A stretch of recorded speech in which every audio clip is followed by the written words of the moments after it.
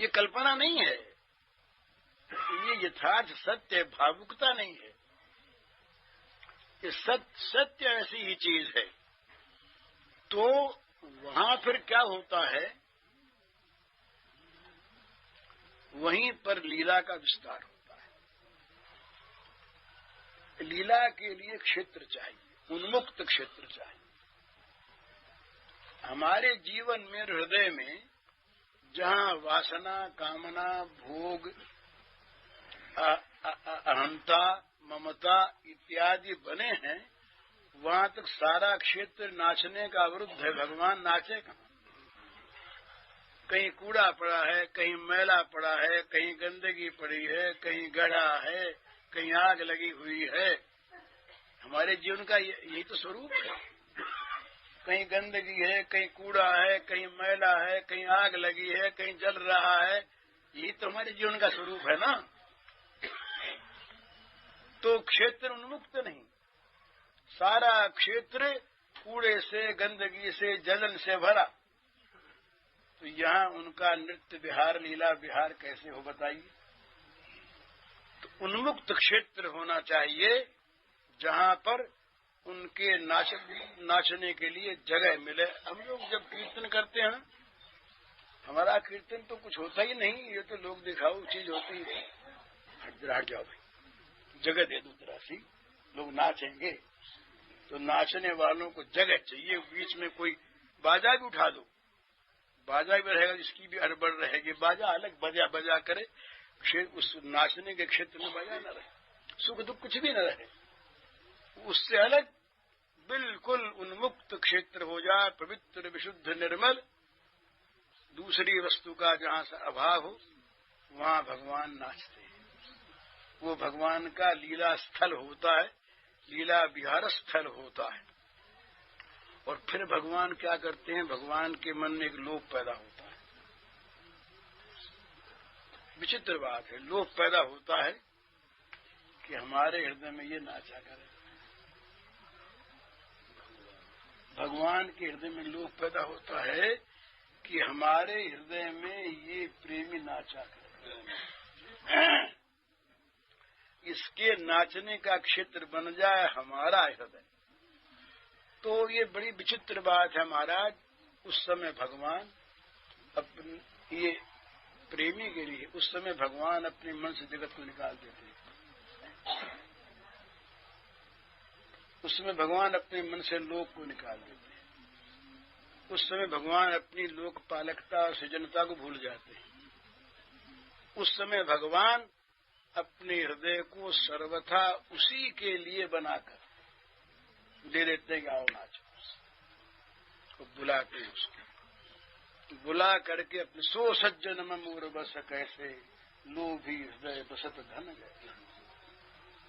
भगवान राम के वाक्य हैं कि जो सारी ममता को सब जगह से बटोर कर और एक बनाकर उससे अपने मन को मेरे चरणों में बांध दिया, वो सज्जन, वो साधु महात्मा मेरे हृदय में कैसे बसता है। जैसे लोभी के हृदय में धन। बड़ी सुंदर उपमा है। धन अपने आप नहीं आता, धन की स्मृति अपने आप नहीं। धन का लोभ जो है, ये धन को हृदय में बुला करके सुरक्षित रखता है। रात दिन स्मरण रहता है धन का, सोते जाग रात को स्वप्न शिकार। लोभ है ओढ़न, लोभ है डासन, ऐसा का बिछोना भी लोभ, और चद्दर भी ओढ़ने के लोभ, और खाना पीना भी लोभ, सोना जगना भी लोभ, सारा लोभ। तो ये जो धन का लोभ है, जिस लोभी के हृदय में, वो धन को ला के हृदय में ऐसा बसाता है कि उससे उसका निकल जाना, कहीं धन की विस्मृति हो जाना सहन नहीं होता उसे।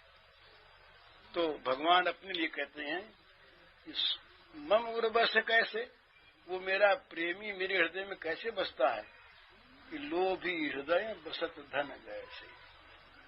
लोभी के हृदय में, निर्लोभी के हृदय में नहीं, लोभी के हृदय में जैसे धन बसता है, धन का जरा सा निकल जाना, विस्मृत हो जाना सहन नहीं होता। इसी प्रकार उसको सहन नहीं होता महाराज। उस प्रेमी भक्त की विस्मृति सहन नहीं होती भगवान। ये बड़ी विचित्र बात है। भक्त के लिए ऐसा कहा, प्रेमी के लिए, कि उसमें विस्मृति का अभाव होता है।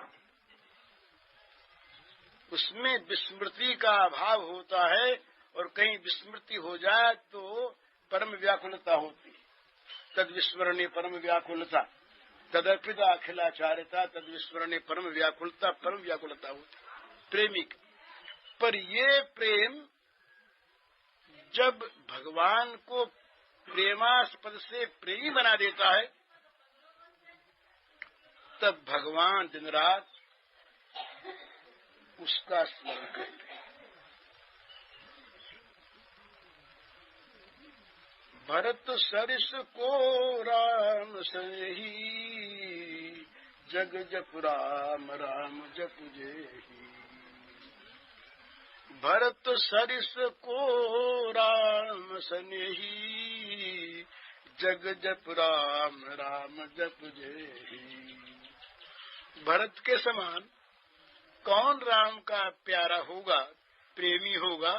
सारा जगत राम को जपता है और राम भरत को जपता है। भरद्वाज ने